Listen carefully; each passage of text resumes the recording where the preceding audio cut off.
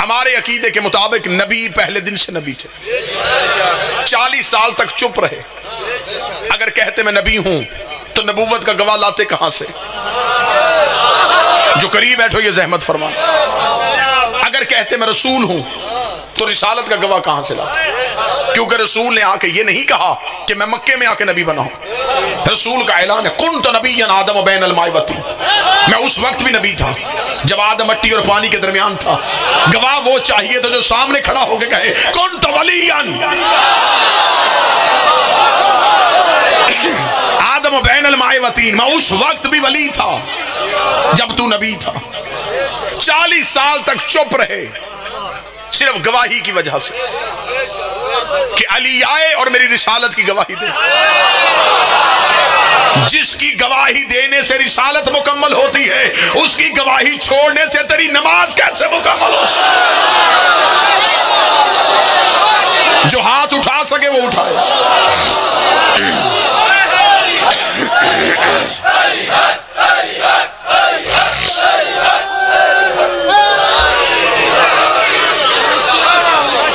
رسول نے کہا کہ علی آئے اور میری گواہی دے۔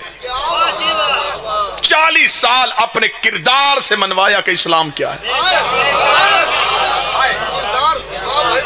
چلے جو اس موسم میں زبان ہلائے وہ مجھ پہ احسان کرے گا، میں جملہ بدلتا ہوں۔ 40 سال قرآن بن کے دکھایا، پھر قرآن پڑھ کے سنایا۔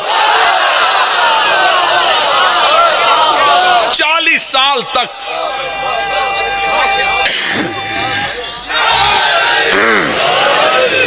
اپنے کردار سے اسلام کو منوایا کہ عرب کے وہ جاہل جو باپ کو باپ نہیں کہتے تھے،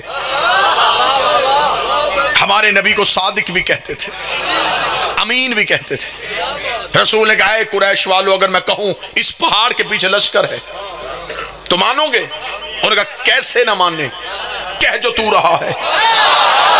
رسول نے کہا اگر جاؤ تو لشکر نہ ملے پھر تمہارا عقیدہ میرے بارے میں کیا ہے؟ انہوں نے کہا عبداللہ کا بیٹا ہم تیرا کلمہ نہیں پڑھتے، لیکن اگر پہاڑ کے پیچھے لشکر نہ ہوا تو ہمارا عقیدہ یہ ہوگا ہماری آنکھیں اندھی ہو گئی، تو سچا ہے، ہمیں نظر نہیں آ رہا۔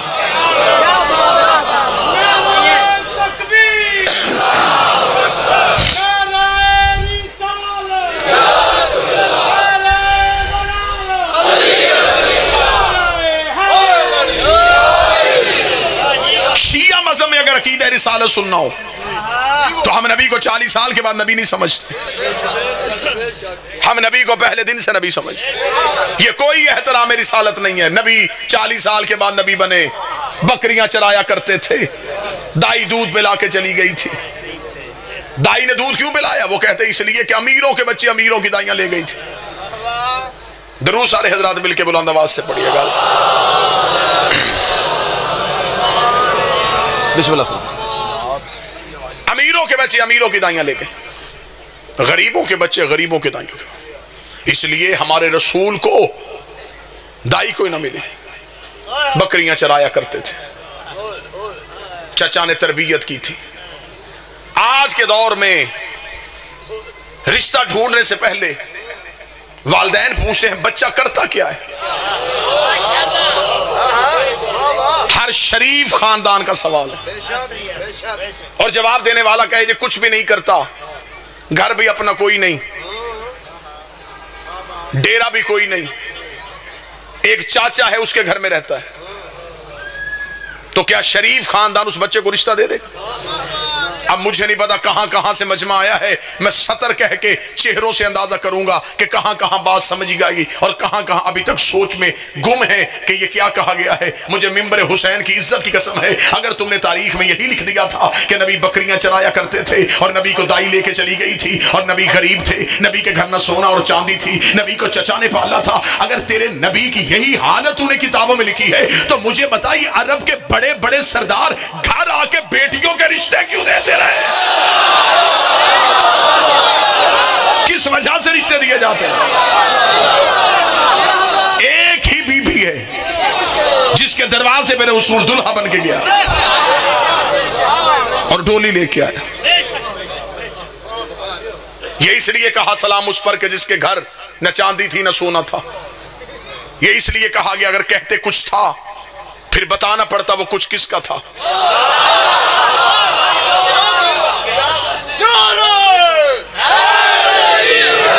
وہ سیدوں کی ماں، وہ بی بی خدیجۃ الکبریٰ، وہ ملیکۃ العرب شہزادی، وہ عرب کی عرب پتی بی بی جب نبی کے گھر آئی خالی ہاتھ نہیں آئی، دولت کے ڈھیر لے کے آئی، سونے کی انبار لے کے آئی. اور طریقے اس بات کی گواہ ہیں یہ عرب کے گستاخ ننگی تلواریں لے کے نبی کے دروازے پہ آ کے کہہ رہے تھے یتیم عبداللہ ہم تجھے قتل کرنے کے لیے آئے ہیں، تو ہمارے خداؤں کو برا کہتا ہے. پردے کے اندر بیٹھی سیدوں کی ماں نے کہا تھا مولا تو پریشان نہ ہونا، تیری جوتیوں کی قسم یہ جتنے تیرے دروازے پہ بھونکنے آئے ہیں یہ سارے ہی میرے قرض دار ہیں، یہ سارے ہی میرے نمک خوار ہیں. بی بی نے پردے کے پیچھے کھڑی ہو کے آوازیں پہچان کے کہا تھا اور فلاں ابن فلاں بتا کہ تیرے باپ نے میرا اتنا قرضہ نہیں دینا، اور فلاں کا بیٹا بتا کیا تو میرے مزدور کا بیٹا نہیں ہے. سب نے ہاتھ باندھ کے کہا بی بی غلطی ہو گئی، معافی کیسے ملے گی؟ فرمایا ایک ہی شرط پہ میرے محمد کے کلمے پڑھتے جاؤ قرضے معاف کرواتے.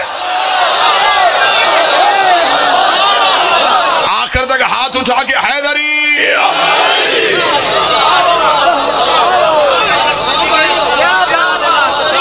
پیغام پہنچ گیا.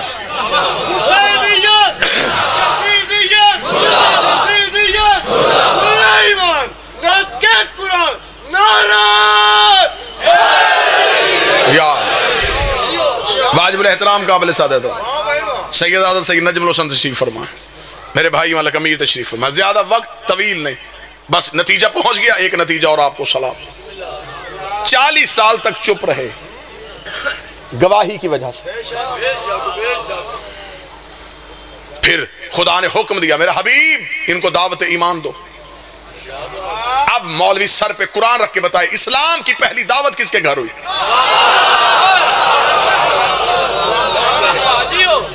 آج تک کبھی مجلس مندر میں ہوتے ہوئے دیکھی؟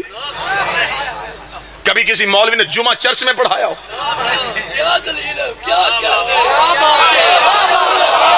بادشاہ حسین عزت عطا فرمائے. اسلام کی پہلی دعوت کس کے گھر ہوئی؟ ابو طالب کے گھر. لنگر پکانے والا کون تھا؟ علی کا باپ. 3 دن مسلسل دسترخوان بچھانے والا کون تھا؟ عرب کے بڑے بڑے سردار کس کے گھر سے آ کے کھاتے رہے؟ ابو طالب کے گھر سے. مولوی سر پہ قرآن رکھ کے مجھے صرف اتنا بتا جب ابو طالب کے گھر میں اسلام کی دعوت ہو رہی تھی یہ ابو طالب کا گھر کس شہر میں تھا؟ مکہ میں. اللہ کا اپنا گھر کہاں تھا؟ مکہ میں. تو جب اللہ کا اپنا گھر تھا تھک گئے تو میں یہیں پہ چھوڑوں. جب خدا کا اپنا گھر تھا تو حویلی ابو طالب کا انتخاب کیوں کیا گیا؟ خدا کہہ دیتا میرا محمد میری بات ہے میرے گھر میں ہونی چاہیے، لا الہ کی بات ہے میرے شہر میں ہونی چاہیے، محمد رسول اللہ کی بات ہے میرے گھر میں ہونی چاہیے. تو خانہ کعبہ کی دیوار کے ساتھ آ جا، دیوار کے ساتھ ٹیک لگا کے پہلا خطبہ دے.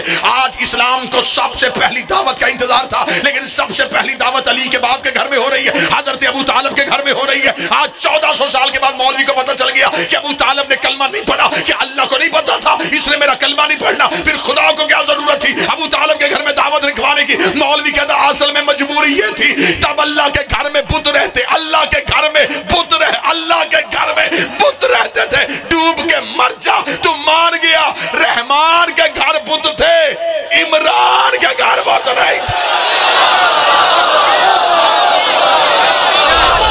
बादशाह हुसैन इज्जत अता फरमाए.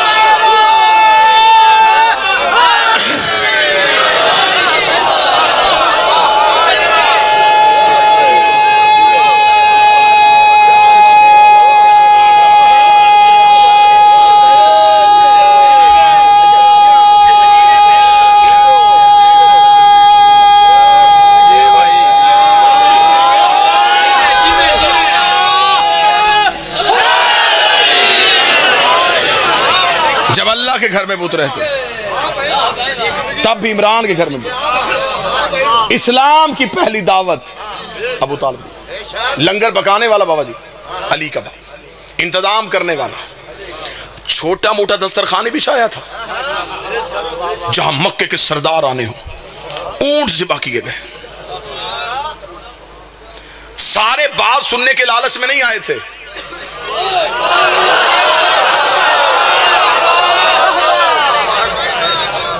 کسی کی لنگر بھی مجبوری تھا. عرب میں اتنا اچھا کھانا انہی کے دسترخوان سے ملتا. لوگوں کا رش دسترخوان بچھا ہے.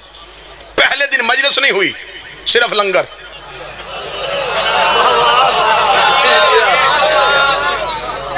لوگوں نے کھانا کھایا. ہاں عمران کیوں بلایا تھا؟ فرمایا کل پھر آ کے کھا لینا.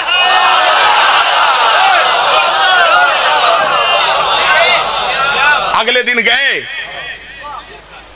پھر ویسا ہی دسترخوان. کیا کروانا چاہتا ہے؟ ابو طالب چاہتے تھے کہ نمک رگوں میں بس جائے. نمک حرامی کرتے ہوئے تھوڑا سوچے تو صحیح. 2 دن صرف لنگر، مجلس کوئی نہیں. دوسرے دن بھی اچھا خاصا کھا کے چلے گئے. عرب کے لوگ چکھتے نہیں تھے، اڑاتے تھے. ان کی خوراک پڑھی جائے تو عقلیں حیران ہو جائیں. ایک ایک اونٹ ایک ایک بندے کی خوراک تھی اور جی بھر کے کھا رہے تھے. تیسرے دن رسالت مآب نے حضرت ابو طالب کے پاس آ کے کہا چچا اتنی محنت کا فائدہ؟ بات تو سن کوئی نہیں رہا. فرمایا آپ بتائیں تقریر کرنا کب چاہتے ہیں؟ رسالت مآب نے تیسرے دن کہا میں چاہتا ہوں کہ آج تقریر ہو. اسے کہتے ہیں ابو طالب. مسکرا کے علی کے باپ نے کہا پھر آج کوئی نہیں جائے گا.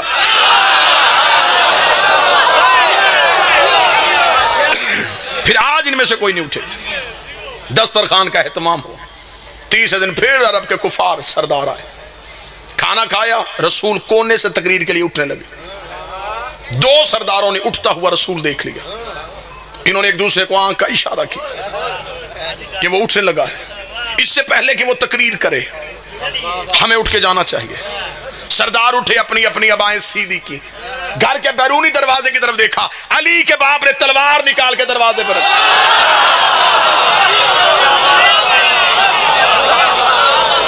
میں مکہ کا ماحول پڑھ رہا ہوں.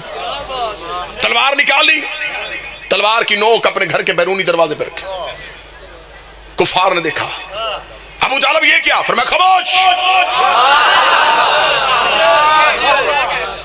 بیٹھ جاؤ.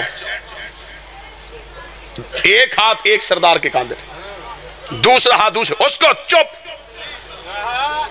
پوری محفل میں سناٹا طاری ہو گیا. دلوں کی دھڑکنیں انہیں کانوں میں سنائی دینی شروع ہو گئی. مکے کے سردار چپ ہو گئے. علی کا باپ جلال میں تھا.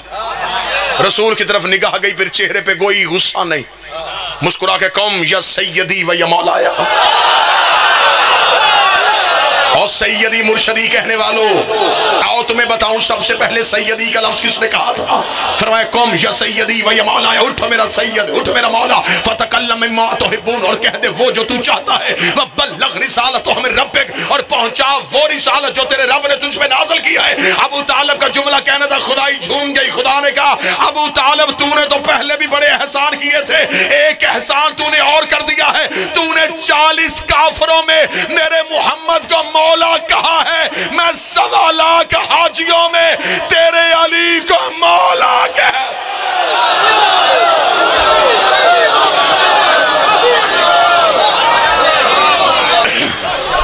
تو نے آج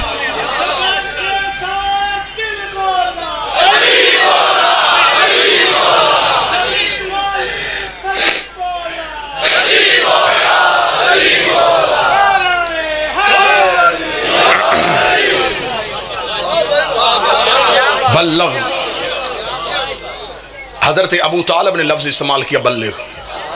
خدا نے کہا یہی لفظ میں واپس دہراؤں گا. تو نے آج کہا بلغ رسالتوں، پہنچا وہ رسالت. یہی لفظ میں محمد کو واپس دوں گا. یا ایھا رسول بلغ ما انزل علیک. یہ لفظ بلغ پہلی بار ابو طالب کی زبان سے نکلا. 40 کافر خاموش ہو کے بیٹھ گئے. اب رسول تقریر کے لیے اٹھے. ابھی کوئی مسلمان نہیں ہے. یہ جو میں وقت پڑھ رہا ہوں یہ سوچ کے سنیے گا، ابھی کسی کا باپ بھی مسلمان نہیں. ابھی سارے کافر، اسلام کی پہلی تقریر ہے، ابھی سارے کافر بیٹھے، سارے کا سارا کفار کا ماحول، رسول تقریر کرے، ایھا الناس قولوا لا الہ الا اللہ، او انسانوں کہو اللہ ایک ہے۔ یہ کہہ کے رسول چپ ہوئے، سرداروں کی چاروں طرف دیکھا، نگاہوں میں نگاہیں ڈالے، سب کی جھکی نظریں اٹھ گئی۔ کیا کہا تو نے؟ فرمایا لا الہ الا اللہ، اللہ صرف ایک ہے۔ سرداروں نے ایک دوسرے کا چہرہ دیکھا، ہر ایک کے چہرے پہ تنزیہ مسکراہٹ آئی، کہہ کے آہستہ آہستہ اونچا ہونے شروع ہوئے، واہ یہ کہہ رہا ہے اللہ ایک ہے۔ ایک سردار نے اٹھ کے اپنی دستار کو سیدھا کر کے کہا، یہ کون کہتا ہے کہ اللہ ایک ہے؟ فرمایا انا محمد عبدہ و رسول، اس لیے کہ میں محمد اس کا عبد اور اس کا رسول ہوں۔ اتنا کہنا تھا، کفار کہنے لگے اچھا تو عبداللہ کا بیٹا نبی بن گیا، تو نبی ہے؟ یہ کون بتائے گا کہ تو نبی ہے؟ یا پیچھے سے 13 سال کا علی پنچوں پہ کھڑا ہوا، آواز آئی اشہد ان لا الہ الا اللہ، میں گواہی دیتا ہوں وہ ایک ہے، پھر یہ بھی گواہی میں دیتا ہوں یہ اس کا رسول ہے۔ کفار نے پیچھے مڑ کے دیکھا تو پیچھے علی کھڑے تھے، آگے دیکھے تو آگے مصطفیٰ کھڑے تھے۔ اگلی سطر بڑی خوبصورت ہے، اگر یہ پنجاب کا مجمع سمجھ لے، ابو طالب کے دونوں بیٹوں نے پورے کفر کو گھیرے میں لے لیا۔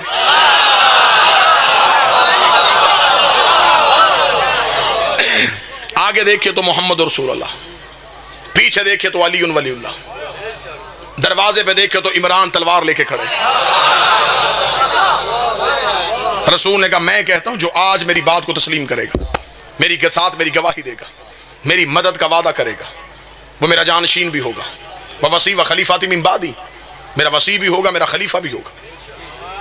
سب چپ، 3 دفعہ علی اٹھے، میں گواہی دیتا ہوں اللہ ایک ہے، میں گواہی دیتا ہوں تو اس کا رسول ہے۔ 3 بار جب علی اٹھے، رسول نے کہا اگر تو نے 3 بار میری گواہی دی پھر میں بھی گواہی دیتا ہوں تو اس کا ولی ہے، میرا وصی ہے، میرے بعد میرا جانشین ہے، میرے بعد میرا خلیفہ ہے۔ 90 کروڑ مسلمان پوری دنیا میں کلمہ پڑھتے لا الہ الا اللہ محمد رسول اللہ، یہ کلمہ پڑھنا علی کی سنت ہے، اور علی ولی اللہ پڑھنا نبی کی سنت۔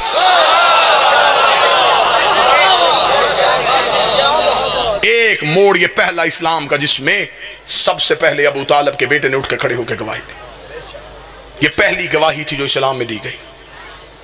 اسی گواہی کی لاج رکھتے رکھتے بیٹے کربلا میں آ گئے اور بیٹیاں شام کے بازار میں آ گئے۔